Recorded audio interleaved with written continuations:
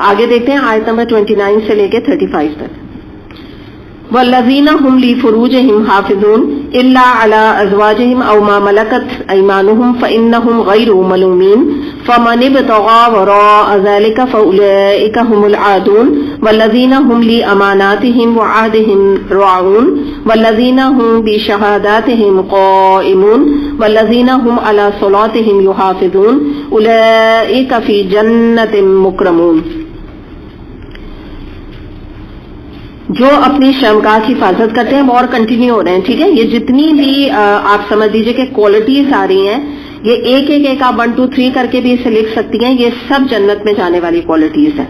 तो अगली क्वालिटी क्या पता चल रही है मोमिनों की, कि जो अपनी शर्मगाह की हिफाजत करते हैं बजस अपने बीवियों या अपनी ममलूका औरतों के जिनसे महफूज ना रखते हैं उन पर कोई मलामत नहीं, अलबत्ता जो इसके अलावा कुछ और चाहें वही हद से तजावुज करने वाले हैं। अच्छा, ये थोड़े से ना इनमें बल्कि काफी सारी, अगर आपको सूरह अल मोमिनून याद हो, क़द अफ़लहल मोमिनून, ये तकरीबन वही क्वालिटीज हैं जिसमें आया ना फला पा गए मोमिनीन, वही क्वालिटीज एक तरह से आपको मैंने बताया ना कि पारे एक्चुअली बहुत सारी चीजें इसमें एक रिमाइंडर के तौर पे है ना, याद दहानी के तौर पे। फिर आगे क्या क्वालिटी है कि जो अपनी अमानतों की हिफाजत करते हैं, अहद का पास रखते हैं, अपनी गवाहों पर राज साजी पर कायम रहते हैं, जो अपनी नमाज की हिफाजत करते हैं, और ये लोग इज्जत के साथ जन्नत के बागों में रहेंगे। तो ये सारी क्वालिटीज हैं जो मैंने आपको बताया ना कि एक तरफ दोज़ख का नक्शा था, अब जन्नत का नक्शा है। तो इनको एक एक करके हम देखते जाते हैं। सबसे पहले जो जिक्र किया जा रहा है वो ये है कि देखिए, एक फैक्ट है जो दुनिया में मौजूद है, वो है मर्द और औरत की आपस में एक अट्रैक्शन, उनका आपस में एक दूसरे की तरफ इंक्लाइंड होना, अट्रैक्ट होना, एक दूसरे से मोहब्बत करना, ये एक फितरत में अल्लाह ने रख दिया और ये नेचुरल है। मगर ये देखिए कि इसकी तकमील के लिए भी अल्लाह ताला ने सिर्फ एक आग, और जिसको कहते हैं ना कि आग और तेल, सिर्फ उसका खेल नहीं अल्लाह ताला ने किया, ठीक है ना। अल्लाह ताला ने इसकी तकमील के लिए निकाह का एक बंधन में बांध दिया मर्द और औरत को, अल्हम्दुलिल्लाह एक बेस्ट तरीका है। तो यहाँ पे अल्लाह ताला ने बताया कि ये जो तुम्हारे अंदर फितरती तौर पे एक चीज अल्लाह ने रखी है, इसकी तकमील के लिए निकाह करो मर्द और औरत, अपने लड़कों और लड़कियों का, ठीक है। अब क्या बताया अल्लाह ताला ने कि ये तुम्हारे जो भी तुम्हारी नेचुरल फीलिंग्स है, फितरती फीलिंग्स है, उसकी तकमील का जरिया है। तो आगे कुछ चीजें बता दी कि जो लोग मोमिन होते हैं उनके अंदर ये क्वालिटीज होती हैं कि वो प्री मैरिटल अफेयर्स, या आप कह लीजिए प्री मैरिटल रिलेशंस, या लड़के और लड़की का आपस में अफेयर्स का होना, या उनके में एक दूसरे में दिलचस्पी लेना, इंटरेस्ट लेना, इंटरेस्टेड होना, फ्रेंड्स बनाना, बॉयफ्रेंड बनाना, गर्लफ्रेंड बनाना, इसकी कोई गुंजाइश इस्लाम में नहीं निकलती, किसी किस्म की भी गुंजाइश नहीं निकलती। और आपको पता ही है कि सूरह नूर में कि मर्दों को कदे बसर का हुक्म दिया कि निगाहें झुका के रखो, और औरत को जो है वो हिजाब का एक पूरा कॉन्सेप्ट दिया कि तुम अपने जिस्म, अपने स्कार्फ और बालों को और अपने जिस्म को कवर करके रखो, ताकि किसी गैर मर्द की तुम पर नजर ही ना पड़े। अगर पड़ेगी भी तो ना तुम्हारी खूबसूरती नजर आएगी, ना तुम्हारा जिस्म दिखेगा कि उसके अंदर कोई अट्रैक्शन पैदा हो, जो कि एक गैर फितरी चीज है ना। बीवी के साथ फितरी है लेकिन किसी गैर औरत के साथ गैर फितरी है, मना है एक चीज। तो इसके बारे में हम ये देखते हैं कि ये आयत ये उसमें सूरह मोमिनून में भी यही आई थी, यहाँ पर भी एक अपने जो उम्मती हैं नबी करीम सल्लल्लाहु अलैहि वसल्लम के, उनको जो है एक सेक्स डिसिप्लिन सिखाया जा रहा है, और वैसे तो दुनिया में हर एक को। और वो डिसिप्लिन क्या है कि जैसे आदून यहाँ पे बताया गया है कि जो लोग अपनी बीवियों के साथ, और लौंडियों का आपको पता है अब कोई कॉन्सेप्ट मौजूद नहीं है, तो बीवियों के साथ बच्चों ताल्लुक रखते हैं, ये वो मोमिनीन, वो अपनी एक फितरती ख्वाहिश के लिए अल्लाह ने उनको बीवी दी भी है। बीवी जो है वो अपनी तमाम जीनत का इजहार अपने शौहर के लिए करे, शौहर जो है वो अपनी तमाम ख्वाहिशात जो उसकी हैं वो अपनी बीवी के साथ पूरी करे। बस उसके अलावा उसको क्या दरकार है, क्या और चाहिए? अगर कुछ और चाहिए तो वही लोग आदून है, सरकश लोग हैं, हद से बढ़ने वाले हैं। अब इसमें हम देख लेते हैं कि ये जो बात यहाँ आ रही है ना कि अगर वो कुछ और चाहते हैं तो वो आदून है, ये जो टर्म आ रही है ना अल आदून,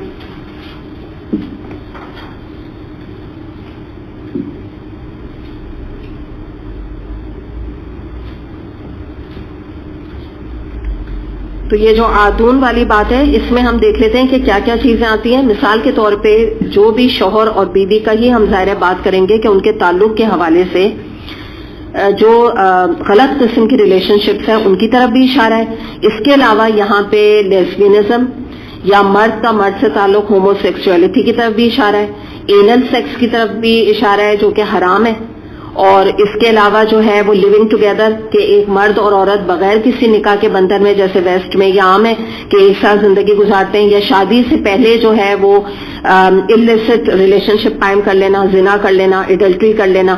اس کے علاوہ جو ہے اس کے اندر ڈیٹنگ بھی آ جاتی ہے. پھر یہ پورنوگرافک سائٹس جو ہے وہ تو آپ دیکھیں کہ جو بناتے ہیں وہ تو خود اپنی خیر منائیں کہ کتنا بڑا گناہ ہے کہ جو ان کاموں میں انوالوڈ ہیں. اس کے علاوہ جو دیکھتے بھی ہیں پورنوگرافی یا اس قسم کی جو سائٹس وغیرہ ہوتی ہیں وہ بھی آدون والی کیفیت ہے کہ آپ یہ دیکھیے کہ ایک جانور بھی جو ہے وہ دوسرے جانور کی میٹنگ کو واچ نہیں کرتا, دیکھتا نہیں, لیکن انسان جب اسفلا سافلین کے حد تک گزر جاتا ہے تو ایسے آدون بن جاتا ہے, اتنا زیادہ جو ہے نا حد سے آگے بڑھ جاتا ہے, اتنا زیادہ, اتنا گندا یعنی اس کی ذہنیت ہو جاتی ہے, اتنی گندی اس کی فطرت ہو جاتی ہے. ضرورت کیا ہے, آپ ایک سینس میں دیکھیے کہ اگر کوئی انسان یہ چیز دیکھ رہا ہے تو آپ اس کی ذہن کی گندگی کا اندازہ لگا سکتے ہیں. اور آج یہ بیماری کی کیفیت ہے, کوئی ایسی ان کامن چیز نہیں ہے کہ ہم یہ کہیں اچھا یہ پتہ نہیں کس کی بات ہو رہی ہے. یہ ہر جو اسٹیٹسٹکس کے حساب سے آپ دیکھ لیجئے کہ اللہ جو ہے وہ محفوظ رکھے کہ میجورٹی مرد, عورتیں, بچے ہر ایک اس میں انوالوڈ ہے اس چیز میں, کیونکہ ایک کلک کے اوپر یہ تمام سائٹس اویلیبل ہیں. تو ان کا ذکر یہاں پہ کیا گیا. اس کے علاوہ مسلم میں ایک حدیث ہے اس کے حوالے سے جس میں بات آپ کو اور اچھی طرح سمجھ میں آئے گی.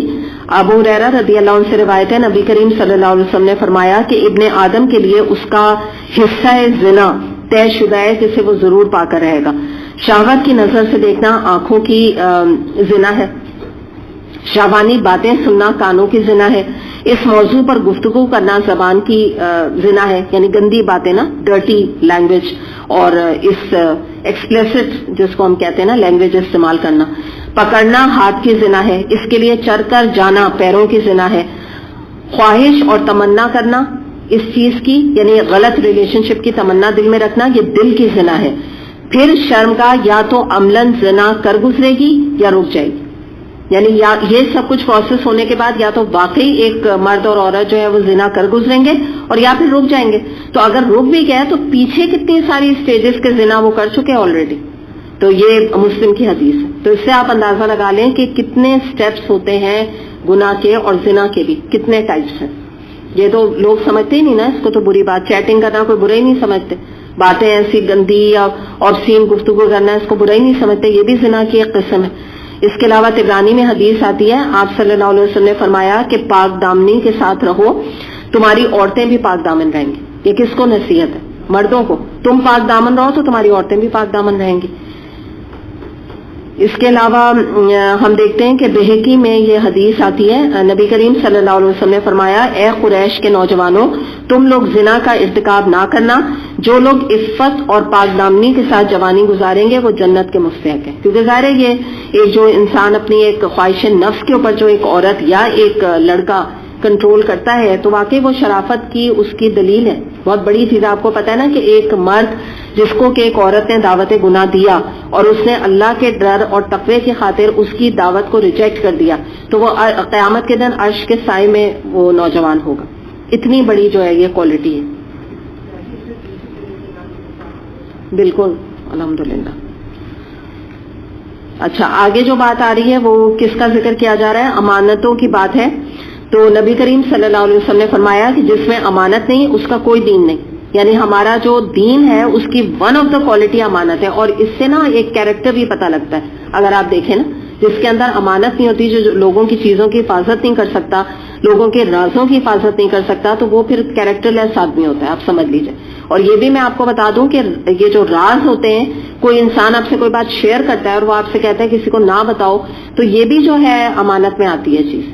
اس کے علاوہ جو ہے نا, کوئی آپ سے کسی کا آپ کو جو ہے کوئی بری بات پتہ چلتی ہے, اپنے محلے میں پتہ لگتی ہے, آپ اس کی بات کو رکھ لیتے ہیں, تو یہ بھی آپ نے امانت رکھی ہے. اپنے رشتہ داروں کی, اپنے پیاروں کی کوئی بات تھی بری, آپ نے آگے نہیں بتایا, تو اللہ آپ کو اس کا اجر دینے والا ہے.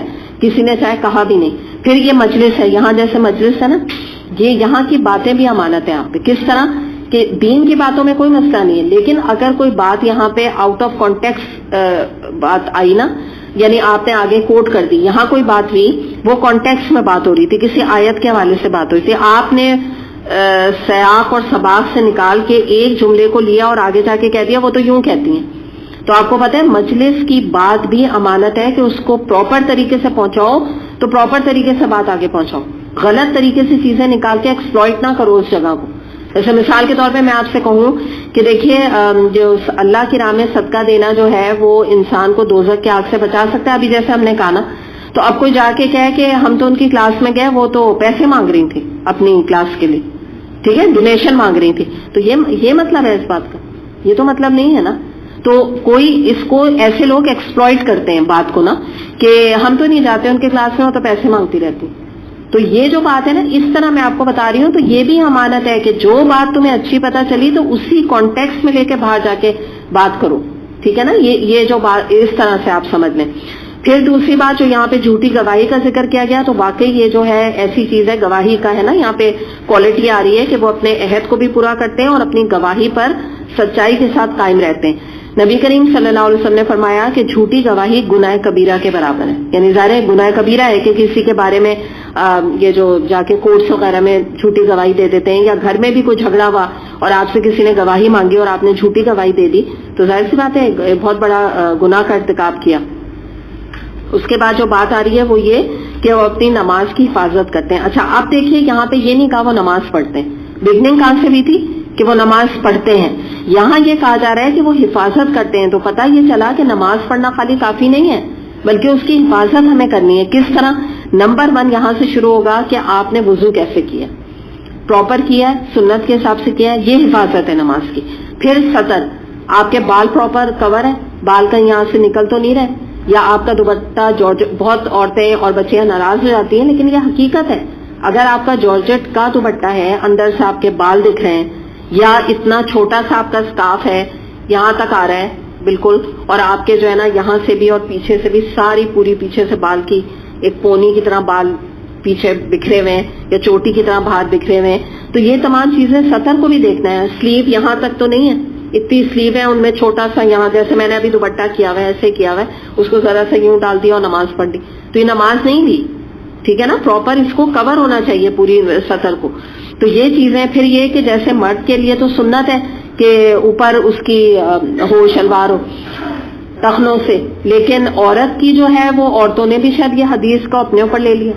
وہ جن کو دیکھو کپریز پہنی ہوئی ہیں, یا جو لوگ پینٹس بھی پہنتے ہیں, تو اکثر آپ ان کو دیکھیں کہ جب وہ بیٹھتے ہیں کراس لیگ کر کے, تو ان کی جو پینٹس ہے وہ کہاں تک اوپر چلی جاتی ہے. اور بعض دفعہ مرد بھی سامنے ہوتے ہیں جو پردہ نہیں کرتی عورتیں, تو ان کو یعنی ابھی تو ایک اور فتنہ اب شروع ہو گیا پیروں کا بھی.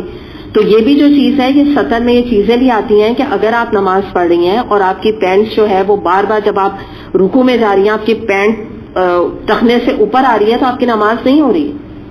اس بات کو سمجھنے کی ضرورت ہے. یہی حفاظت ہے نماز کی. خالی ایک خانہ پوری تھوڑی کرنی ہے, اللہ نے جو طریقہ بتایا ویسے نماز پڑھنی ہے.